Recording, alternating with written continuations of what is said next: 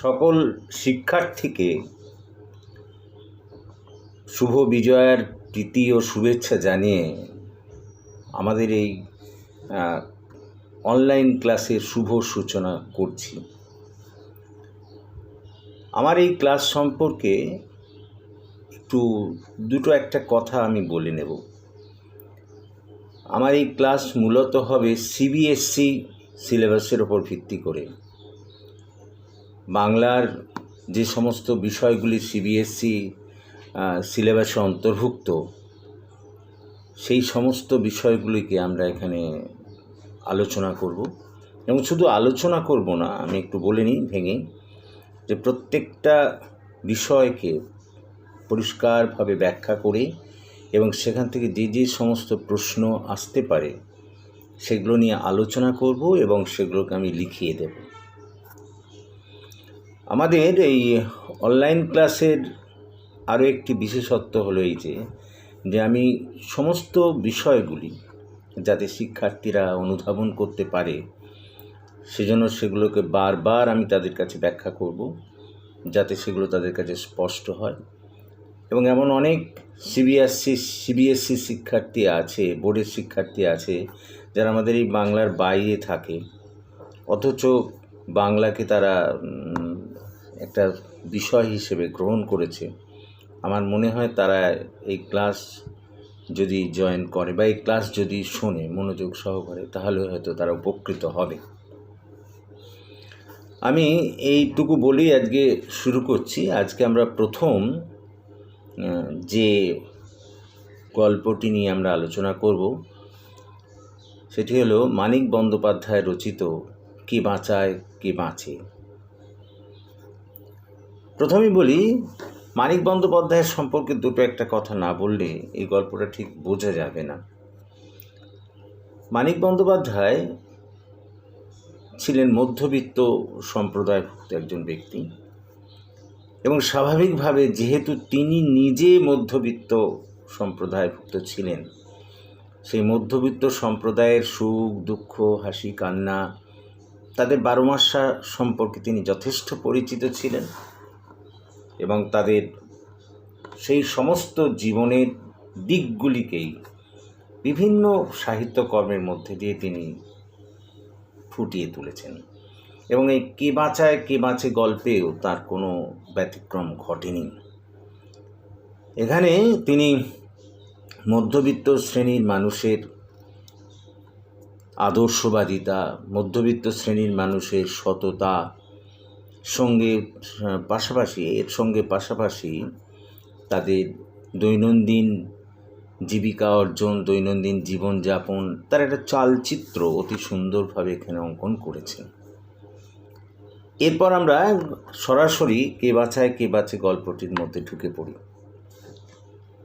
এই কে বাঁচায় কে বাঁচে গল্পটির বিষয়বস্তু বিশ্লেষণ করতে গিয়ে বলি যে এই গল্পের মুখ্য চরিত্র হলো কিন্তু মৃত্যুঞ্জয়। এই মৃত্যুঞ্জয় সম্পর্কে আমরা এই গল্প থেকে যা জানতে পারি, তাহলে সে একজন সৎ, শান্ত, একজন আদর্শবাদী পুরুষ। এবং সত্যি কথা বলতে কি, এই মৃত্যুঞ্জয়ের দৈনন্দিন জীবন একটা রুটিন মাফিক জীবন ছিল। সকালবেলা সে অফিসে যেত, অফিসে কাজকর্ম করত, আবার অফিস সারা শেষ হয়ে গেলে সে বাড়ি ফিরে আসতো। এর বাইরের জগতের সঙ্গে তার বিশেষ কোনো পরিচিতি ছিল না, বা সে রাখতও না বলা যায়। তো এরকমই একদিন অফিস যাওয়ার পথে সে যখন অফিসে প্রবেশ করতে যাবে তার কিছু আগে রাস্তায় একটি লোককে অনাহারী মরতে দেখেছিল। এবং এই ঘটনাটা কিন্তু তাকে খুব ব্যথিত করেছিল। এবং সত্যি কথা বলতে কি, তার দৈহিক ও মানসিক দিক দিয়ে এতটাই এই ঘটনাটা তাকে প্রভাবিত করেছিল যে সে অফিসে পৌঁছে অস্বস্তি বোধ করতে শুরু করে। শারীরিক অসুস্থতা তার দেখা দিয়েছিল এবং সে বমিও করে ফেলেছিল, এবং তারপর থেকে তার একটা মানসিক যন্ত্রণা শুরু হয়। সেই অনাহারে মৃত্যুর ঘটনাটা তাকে ভীষণভাবে পীড়িত করে, এবং যেহেতু সে একজন আদর্শবাদী মানুষ, এই ঘটনার জন্য সে কিন্তু নিজেকেও দায়ী করতে থাকে। কারণ তার খাবার কোনো অভাব নেই, সে 4 বেলা যথেষ্ট খাবার খায়। অন্যদিকে একটা মানুষ সামান্য ক্ষুণ্ণবৃত্তির জন্য মারা যাচ্ছে, এটাকে সে মেনে নিতে পারেনি। তার মনে হয়েছিল যে সে 4 বেলা খাচ্ছে এবং তার অন্যের পরিমাণ তার ফলে কমে যাচ্ছে, বা অন্যদের খাবারের পরিমাণ কমে যাচ্ছে। সে নিজেকে এর জন্যে অপরাধী বলে ভাবতে শুরু করে, অনুতাপের জ্বালায় সে জর্জরিত হতে থাকে, এবং তার কাজের মধ্যেও এই অনুতাপের বহিঃপ্রকাশ ঘটে। আমরা দেখি যে এতদিন পর্যন্ত সে কিন্তু কোনো রিলিফ ফান্ডে সঙ্গে যুক্ত ছিল না, কিন্তু এই ঘটনার পর সে রিলিফ ফান্ডে ওই সব অনাহারী মানুষদের জন্যে টাকা পয়সা পাঠাতে থাকে, এবং নিজের খাওয়া দাওয়ার পরিমাণও কী বলতো কাটছাট করতে থাকে। যতটুকু না গ্রহণ করলেই নয় সেটুকুই খেতে থাকে। উত্তরোত্তর তার এই অনুতাপ বা ওর মানসিক যন্ত্রণা এত বাড়তে থাকে যে সে তার মাইনের টাকা থেকেও প্রথমে সিংহভাগ এবং পরে প্রায় পুরোটাই কী বলতো দিয়ে দিতে থাকে ওই সব অনাহারী মানুষদের জন্য। এখানেই মৃত্যুঞ্জয় থেমে থাকেনি। আমরা দেখেছি যে এই অনাহারী মানুষগুলো যাতে অনাহারে আর না মরে তাকে নিশ্চিত করার জন্য সে যথেষ্ট প্রয়াসী হয়েছে, এবং শুধু প্রয়াসী হয়েছে না, তাদের দুঃখ দুর্দশা বোঝার জন্য যেখানে যেখানে তারা থাকে সেখানে সেখানে সে গেছে, তাদের সমব্যথী হতে চেয়েছে, তাদের সুখ দুঃখের খবর জানতে চেয়েছে। এর ফলস্বরূপ তার ব্যক্তিগত জীবনেও নেমে এসেছে নানা ধরনের সমস্যা। আমরা দেখেছি যে তার বাড়িতে তার স্ত্রী, যাকে এখানে টুনুর মা বলা হয়েছে, সে অসুস্থ, কিন্তু তবু তার দিকে সে কী বলতো যথেষ্ট দৃষ্টিপাত করতে পারেনি। এমনকি চাকরির ক্ষেত্রেও সে যথেষ্ট অবহেলা করায় তার বন্ধুর বহু চেষ্টা সত্ত্বেও চাকরিটাকেও সে কী বলতো রাখতে পারেনি। সে তাকে চাকরিটাও খোয়াতে হয়েছে, এবং পরবর্তীকালে আমরা দেখি এই দুঃখী দরিদ্র মানুষগুলোর দুঃখ কষ্টের অনুসন্ধান করতে গিয়ে কখন যে অজান্তে সে একজন তাদের সঙ্গী হয়ে উঠেছে তা বোধহয় সে বুঝতেও পারে না। এবং আমরা পরিশেষে দেখেছি যে ওই সব মানুষগুলোর পরিচয়েই সে নিজেকে পরিচয় দিয়েছে, এবং ওরা যেমন ছেঁড়া কাপড় পরে লঙ্গরখানায় হাতে থালা নিয়ে কী বলতো খাবার ভিক্ষে করে, সেও ঠিক সেইভাবেই ভিক্ষে করেছে। অর্থাৎ এহেন আদর্শবাদী মৃত্যুঞ্জয় পরিণতিতে একজন ভিখিরির সমপর্যায়ে ভুক্ত হয়ে পড়েছে। অপরের দুঃখ যন্ত্রণা ব্যথা নিজে অনুভব করতে করতে সে তাদেরই একজন হয়ে উঠেছে। এই হচ্ছে মূল গল্প। এখান থেকে যে প্রশ্নগুলো তোমাদের আসে, ছোট ছোট করে যেসব প্রশ্ন আসে, লাইন তুলে তো কোশ্চেনে আসেই, এরই মধ্যে যে বড় কোশ্চেনগুলি আসে তাদের মধ্যে বলি, সেটা হলো মৃত্যুঞ্জয়ের চরিত্র সম্পর্কে বৃত্তি দেয়। তো আজ আমরা মৃত্যুঞ্জয়ের চরিত্র সম্পর্কে আলোচনা করব। মৃত্যুঞ্জয়ের চরিত্র সম্পর্কে বলতে গিয়ে বলি যে এটি হলো এই গল্পের কেন্দ্রীয় চরিত্র। যে কোনো গল্প তার মুখ্য বা কেন্দ্রীয় চরিত্রের ওপর ভিত্তি করেই দাঁড়িয়ে থাকে। এই জন্যে সব ছোট গল্পকারই চান তার কেন্দ্রীয় চরিত্রটাকে উজ্জ্বল করে তুলতে, যাতে করে সমগ্র গল্পটা তাকে কেন্দ্র করে আবর্তিত হতে পারে। এক্ষেত্রে মানিক বন্দ্যোপাধ্যায়ের কোনো ব্যতিক্রম ঘটাননি। তিনি মৃত্যুঞ্জয় চরিত্রটিকে এখানে নানা দিক দিয়ে উজ্জ্বল করে তুলেছে। নেক্সট প্যারা করতে হবে। প্রকৃতপক্ষে আমরা জানি যে কোনো ব্যক্তির চরিত্র মূলত তার স্বভাব, প্রবৃত্তি, আচার আচরণ, পেশা প্রভৃতির ওপর ভিত্তি করেই গড়ে ওঠে। অর্থাৎ কোন ব্যক্তি কী ধরনের, তা যদি আমাদের বিশ্লেষণ করতে হয় তাহলে অবশ্যই তার স্বভাব, প্রবৃত্তি, আচার আচরণ এগুলো বিশ্লেষণ করতে হবে। তার মধ্যে দিয়েই তার চরিত্রের বহিঃপ্রকাশ ঘটে। স্বাভাবিকভাবে এই গল্পে মৃত্যুঞ্জয় চরিত্রটির বিশ্লেষণ করতে গেলে গল্পটির বিশ্লেষণের প্রয়োজন আছে, এবং গল্পটি বিশ্লেষণ করে মৃত্যুঞ্জয়ের যে আচার আচরণের পরিচয় পাওয়া যায় তা থেকেই তার চরিত্রের একটা সাকার প্রস্ফুটিত হয়। এই গল্পটি পাঠ করে পাঠ করে মৃত্যুঞ্জয়ের চরিত্রের সর্বপ্রথম যে দিকটি আমাদের আকৃষ্ট করে সেটি হলো তার আদর্শবাদিতা। সে একজন আদর্শবাদী পুরুষ। তার জীবনে সে আদর্শকে যথেষ্ট মূল্য দেয়। আমরা এই গল্পে দেখেছি এই আদর্শবাদিতার জন্যেই কিন্তু সে নিজের জীবনে দুঃখকেও ডেকে এনেছে। আদর্শবাদিতাটা হলো এই যে সে এটা মেনে নিতে পারেনি যে সে 4 বেলা খাবে আর অপরে অনাহারে মারা যাবে, এটা সে মেনে নিতে পারেনি, এবং সেই কারণেই সে ওই অনাহারী মানুষগুলোর দুঃখ কষ্ট ঘোচানোর জন্য, দূর করার জন্য নিজের বিভিন্ন ধরনের সুখ স্বাচ্ছন্দ্যকে পরিত্যাগ করেছে। এটা নিঃসন্দেহে তার চরিত্রের আদর্শবাদিতার দিকটাকেই তুলে ধরে।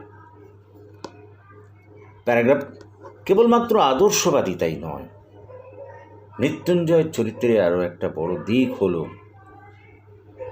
যে মৃত্যুঞ্জয় অনুভূতি শক্তি ছিল প্রবল। মৃত্যুঞ্জয়ের অনুভূতি শক্তি ছিল প্রবল। যে অপরের দুঃখ দারিদ্র্যকে নিজের প্রতিটি শিরা উপশিরা দিয়ে অনুভব করেছে। সেই কারণেই আমরা এই গল্পে দেখি যেদিন একটা অনাহারী মানুষকে সে অনাহারে মরতে দেখেছিল, যে তার কোনো আত্মীয় পরিজন ছিল না, তার জন্য সে দৈহিক এবং মানসিক দিক দিয়ে কষ্ট পেয়েছে এবং নিজেকে এর জন্য অপরাধী বলে মনে করেছে।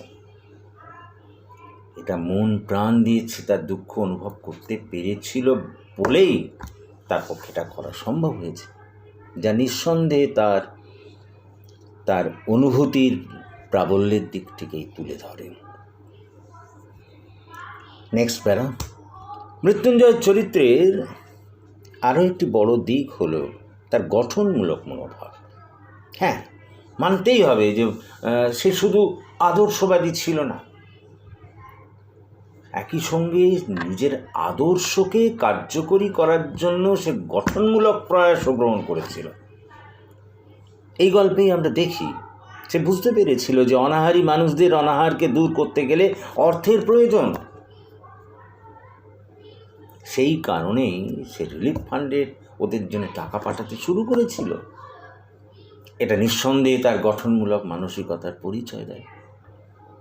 আরও দেখা যায় যে মৃত্যুঞ্জয় বুঝতে পেরেছিল যে সে 4 বেলা খাবার খাচ্ছে, ন্যাচারালি খুব স্বাভাবিকভাবেই সে অন্যের খাবার নিজে খেয়ে নিচ্ছে, এরকম একটা তার মানসিক অনুভূতি হয়েছিল।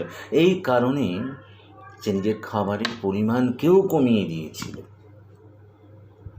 এটা নিঃসন্দেহে অবশ্যই প্রমাণ করে যে মৃত্যুঞ্জয় গঠনমূলক মানসিকতার অধিকারী ছিল, অর্থাৎ অনাহার দূর করার জন্য সে সত্যি সত্যিই আন্তরিকভাবে প্রচেষ্টা চালিয়েছিল। প্যারাগ্রাফ। মৃত্যুঞ্জয় চরিত্রের অন্য আর যে দিকটি আমাদের বিশেষভাবে আকৃষ্ট করে সেটি হলো এই যে সে কিন্তু পর এবং নিজের এটা পার্থক্য করেনি, পৃথক করেনি।